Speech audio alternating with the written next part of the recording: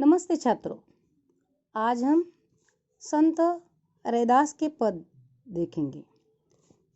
संत रैदास का जीवन परिचय।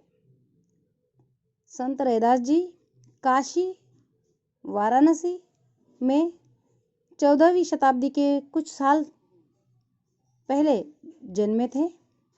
मध्ययुगीन साधकों और कवियों में इनका विशिष्ट स्थान है। यह निर्गुण संप्रदाय के संत थे। इनकी नज़र में जातिगत भेदभाव मानवता के लिए सबसे ज़्यादा घातक है। उनका पूर्ण मत था कि ईश्वर को पाने के लिए किसी तीर्थ यात्रा की नहीं, बल्कि आत्मा और मन से सच्ची पूजा की ज़रूरत है। वे उस समय मीराबाई कबीरदास के संपर्क में रहे। तो आइए उनके पदों की व्याख्या करेंगे। पद है, अब कैसे छूटे राम नाम रट लागी, प्रभु जी तुम चंदन हम पानी, जाकी अंग अंग बास समानी, प्रभु जी तुम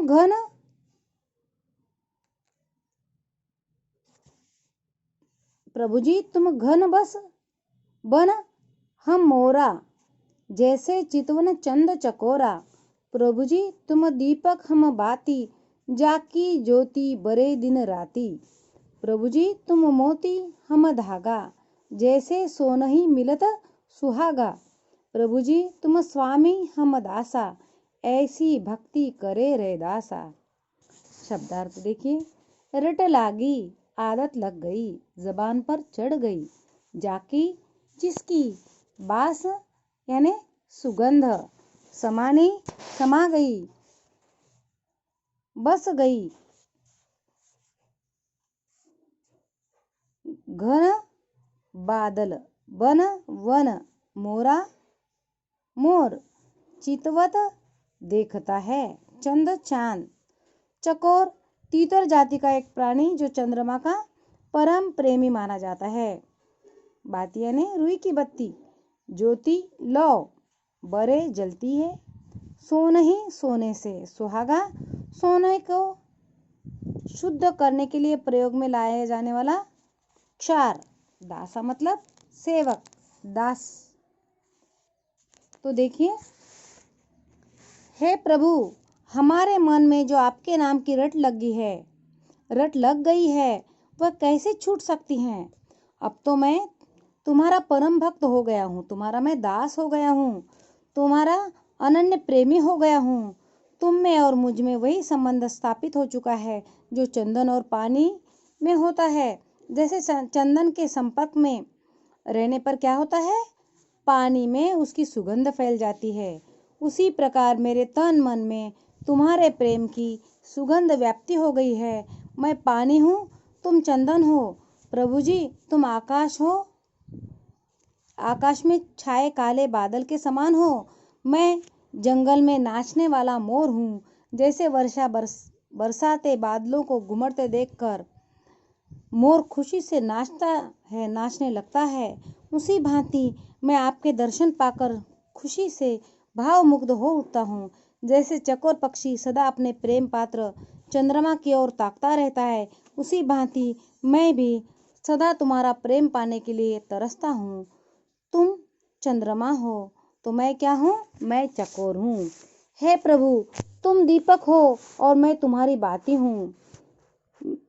मैं बाती के समान सदा तुम्हारे प्रेम में जलना चाहता हूँ, जलता रहता हूँ। तुम्हारे प्रेम की चमक दिन रात मेरे मन में समाई रहती है। प्रभु तुम मोती के समान उज्जवल, पवित्र और सुंदर हो। मैं उसमें पिरोया हुआ धागा हूँ।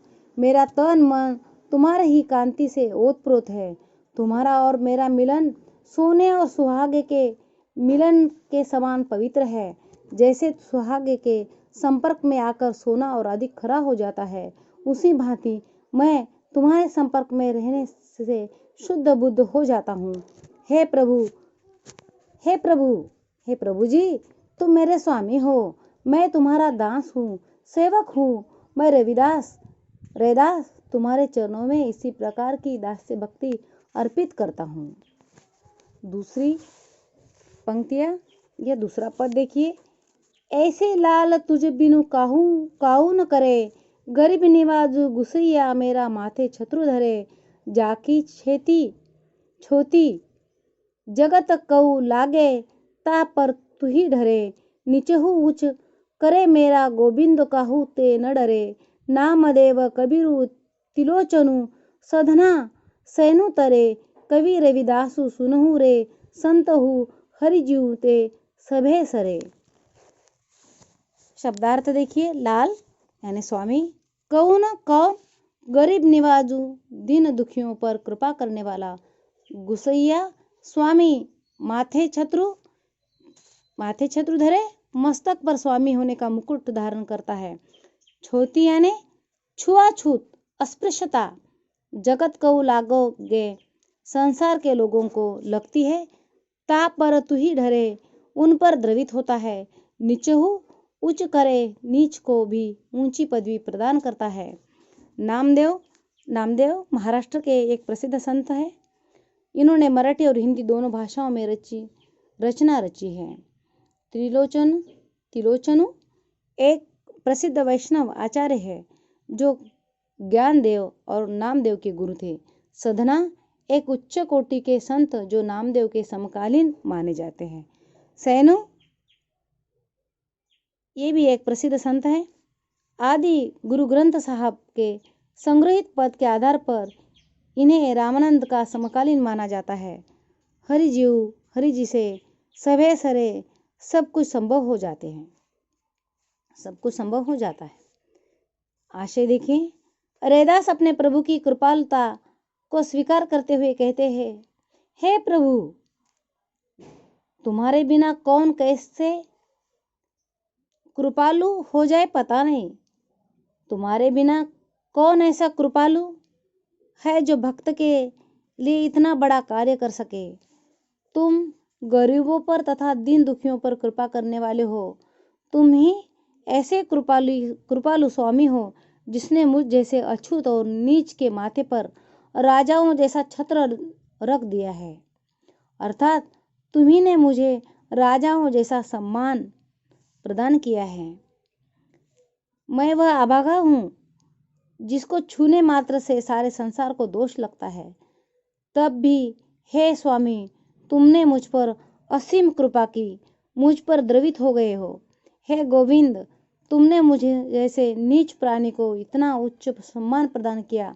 सचमुच तुम्हें किसी का भी भय नहीं है। तुम्हारा कृपावान हूँ मैं। तुम्हारी ही कृपा से नामदेव जैसे छिपी, कबीर जैसे जुलाहे, त्रिलोचन जैसे सामान्य, सधना जैसे कसाई और सैन जैसे नाई संसार से तर गए हैं। उन्हें ज्ञान प्राप्त हो गया। रविदास कहते हैं, हे संतो सुनो, हरि जी सब कुछ करने में समर्थ है, वे कुछ भी कर सकते हैं।